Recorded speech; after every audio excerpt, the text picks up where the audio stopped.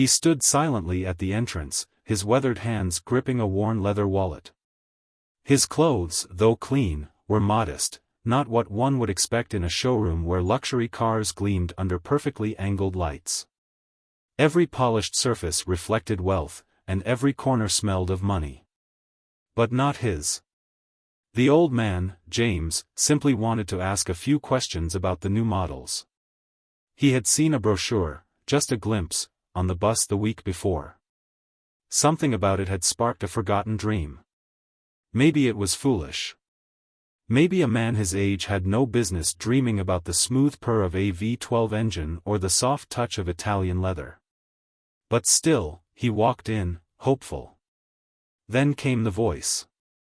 "Sir, this area is reserved for serious buyers." James turned slowly. A tall young salesman, crisp in his navy suit, approached with a smile that never reached his eyes. "You may want to check out the used lot down the road," he added, his tone polite but condescending. "I'm just here to ask about the electric model," James said calmly. "The one with the full comfort package." But before he could finish, another employee joined in, this one with less subtlety. "We're not a museum. If you're not buying, you shouldn't waste our time." Laughter echoed. James felt the sting. The heat in his face. The shame of eyes judging him based on nothing but what he wore and the skin he was in. And just like that, they escorted him out. No questions. No dignity. Just the door. "Before we go further, let me ask you something. Have you ever felt invisible? Have you ever been underestimated, only to know deep down that something big was meant for you?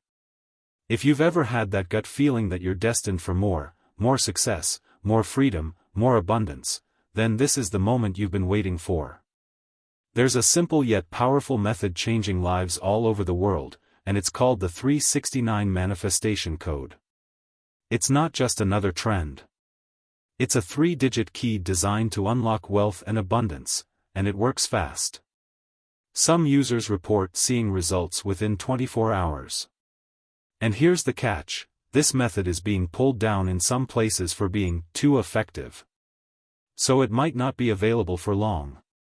If you're ready to turn your life around, the link is in the pinned comment below. Go check it out now, because this might be your only chance before it disappears. Now, back to the story. That night, James walked home in silence. The city buzzed with noise, but inside his mind, there was only quiet. He didn't tell anyone. Not even his daughter. She had enough on her plate already, running her company and managing an empire she had built from scratch. He didn't want to burden her. But something stirred in him. Not rage. Not bitterness. Just disappointment. Disappointment that even after all these years, people still looked at him and saw less. He sat on his worn couch and stared at the photo on the wall. His late wife, smiling, holding their daughter as a baby. She had always believed in possibilities. In energy. In the power of intention. He remembered the things she used to whisper to him during hard times. The universe listens. But only when you speak its language. Those words hit him differently that night. And for the first time in a long time, James decided to speak that language again. He opened his phone and searched for a video his wife had bookmarked before she passed. It was about something called the 369 Manifestation Method. He had never paid much attention to it before, but tonight he needed something. The video explained it clearly. Nikola Tesla believed the numbers 3, 6, and 9 were keys to the universe. Align your thoughts with them, and you align yourself with limitless abundance. Sounded like magic. But maybe magic was exactly what James needed. That night, with nothing but a pen and a napkin, he wrote his intention. I am worthy of respect. I am surrounded by abundance. I will be seen. He wrote it 3 times in the morning, 6 times in the afternoon, and 9 times before bed. And then he slept. What happened next wasn't just magic. It was power. It was energy. It was a message, loud and clear, from the universe itself. The next morning, the luxury dealership opened its glass doors just like every day. The same employees. The same arrogance. But this time, something was different. A deep roar echoed down the street, not angry, not chaotic. Controlled. Elegant. A deep silver Rolls-Royce Phantom pulled up in front of the building, its custom wheels gleaming like silver coins under the morning sun. The driver's door opened, and out stepped a woman in a tailored white suit, heels clicking against the pavement, sunglasses hiding eyes that didn't need to see, because they were here to be seen.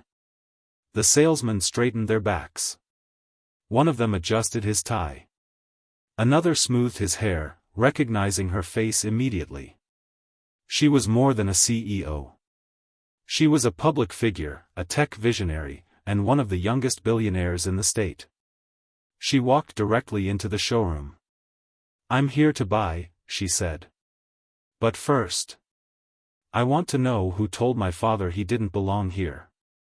The room fell silent. One of the managers stuttered, unsure what to say. But she didn't wait. "My father, James, elderly black man, came in yesterday asking about the electric model. And instead of being helped, he was humiliated." She turned to face the same man who had laughed in her father's face just 24 hours earlier. "Today, I'm buying 3 of your most expensive vehicles. One for me. One for my assistant. And one for him." She pulled out her phone and tapped once. "But none of them will be from you. Consider this your lesson in judgment." And just like that, she turned and walked out. Her words echoing louder than any engine. As the dealership staff stood frozen, James walked up from behind. He had arrived moments after her, quiet as ever, dressed the same. But now, he was no longer invisible. James didn't speak a word. He simply walked past the stunned employees, his steps quiet but filled with the kind of confidence that only a man who has reclaimed his worth can carry. It wasn't pride. It wasn't revenge. It was something deeper. It was peace. He approached the very car he had admired in the brochure, the sleek electric model with the comfort package. It gleamed under the soft lights of the showroom, but this time, it wasn't untouchable. This time, it was his moment. He ran his hand along the hood, feeling the cold metal against his warm fingertips. He didn't need to say a word. Everything about this moment spoke for itself. The same man they had dismissed now stood as a symbol of silent justice, not because he fought back with anger, but because he let the truth rise on its own. Behind him, Maya watched from a distance, letting her father take his space. This wasn't about her anymore. It was about him. She had always known the strength he carried, the quiet wisdom in his every word, the dignity in his silence. Now, the world could finally see it, too. A manager approached timidly, his demeanor completely changed. "Mr. James, we deeply regret." But James turned slightly and gave a simple nod, not in forgiveness, but in closure. Some things don't need fixing. They need acknowledgement. And that acknowledgement was written on every face in that showroom. Later that afternoon, James sat in his favorite chair by the window, looking out over the neighborhood he'd lived in for over 40 years. Kids were playing in the streets. A woman walked by with groceries. Life was normal. But inside him, something had shifted. It wasn't just about the dealership. It was about every moment he had been overlooked, every door that had been closed, every time someone had assumed he didn't belong. And yet, he had never stopped showing up. Quietly. Steadily. Now, for the first time, it felt like the world was finally ready to listen. The next few days were a whirlwind. The story had gone viral. News outlets picked it up. Headlines called Maya a modern-day heroine, and James, the man who reminded the world how dignity looks. But James wasn't interested in media. He wasn't chasing fame. He didn't even answer the interview requests. What mattered to him was how people were reacting in real life. At the grocery store, strangers shook his hand. At church, the pastor mentioned him in the sermon. Young men from the neighborhood asked if they could sit with him and talk. And so he did. He talked. For hours. He told them about his life, the hardships, the joys, the mistakes, the lessons. And most of all, he told them about never lowering your value just because the world can't see it yet. One evening, James was invited to speak at a local community center. It was his first time addressing a crowd formally. He stood at the podium, holding nothing but the piece of paper where he had once written down a few simple affirmations.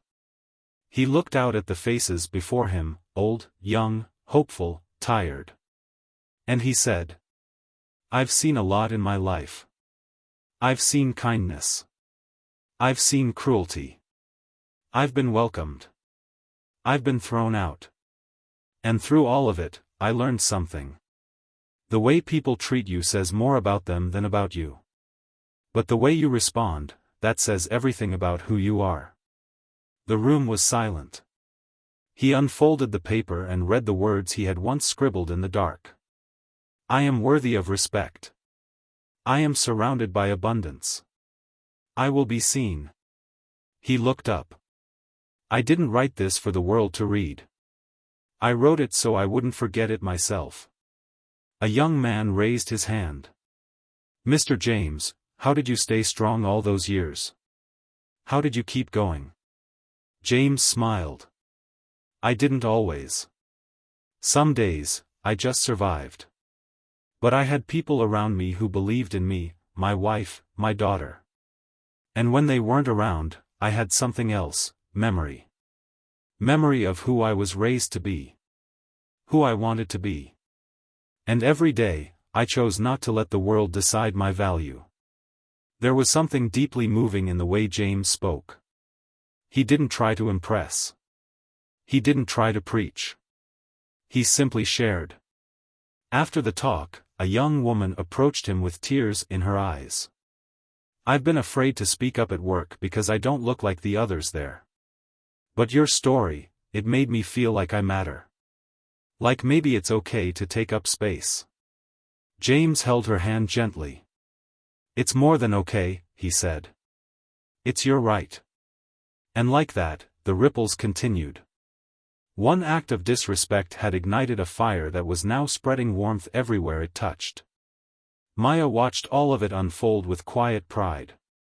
Not because her father was suddenly in the spotlight, but because she knew this was always who he had been. The world was just finally catching up. She often recalled a quote her mother used to repeat, "When a flower blooms in the dark, it doesn't ask for light, it becomes the light." That's what James had done. And that's what so many others were now learning to do, simply by watching him. Weeks passed.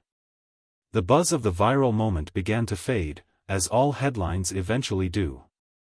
But James's life didn't return to normal, because something far more lasting had taken its place. Everywhere he went now, he was greeted not as "that old man" or "Maya's father," but simply as James. People listened when he spoke. They asked for his opinion. They invited him to tables he had once been excluded from, not out of guilt, but out of genuine respect. But James didn't let the attention change him. He still took the same morning walks. Still sat by the window in the evenings. Still wore his favorite old jacket. And yet, something within him had shifted permanently. It was no longer about proving anything. It was about being. One morning, Maya invited him to speak at a private event hosted by her company. It was a leadership summit, young entrepreneurs, CEOs, investors. Big names. Big money. But Maya didn't want a business lecture. She wanted something real. When James took the stage, the room grew still. He stood there, hands behind his back, eyes calm, heart steady. He didn't need notes. "I'm not here to teach you how to grow a business," he began. "I'm here to remind you that your title doesn't matter if your character can't carry it." He paused, letting the weight of those words settle. "Some of you were born into privilege. Some of you fought for every inch. Doesn't matter. Because every day, you walk into rooms where you can choose to uplift, or ignore. To judge, or to understand.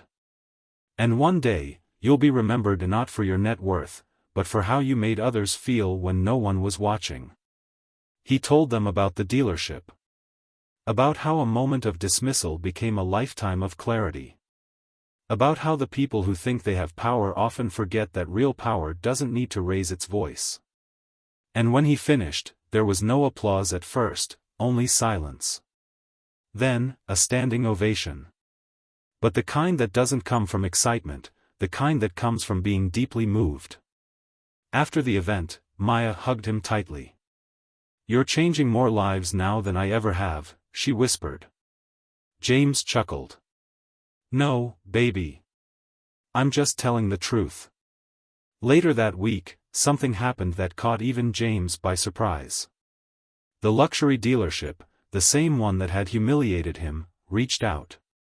Not with a gift. Not with compensation. But with a request. They wanted James to appear in a short film they were producing.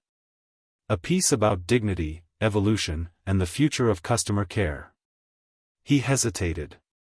Why should he lend his story to the same place that had once erased it?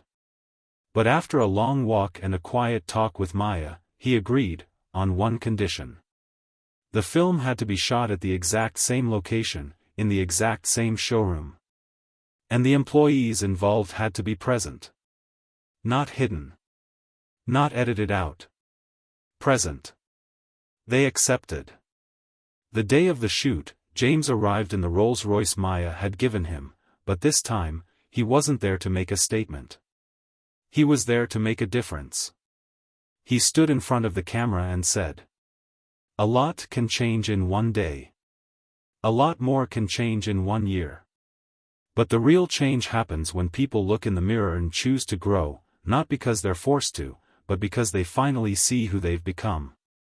The film went live. And just like that, a second wave of impact rolled through the internet.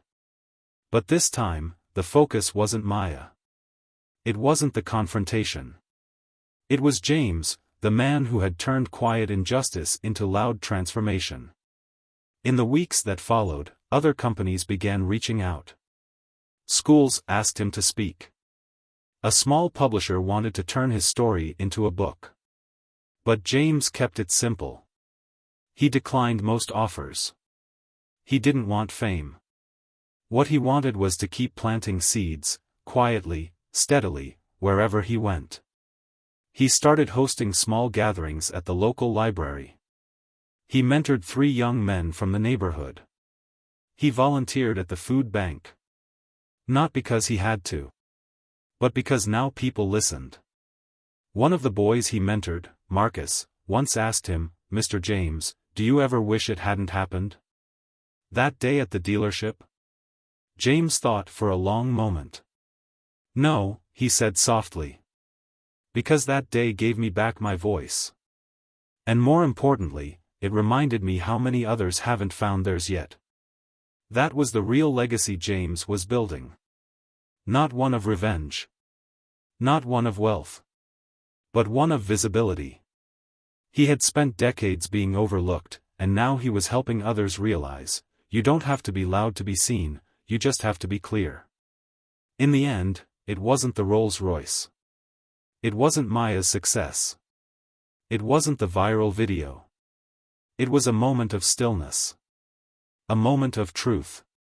A moment when an elderly black man looked in the mirror and remembered exactly who he was.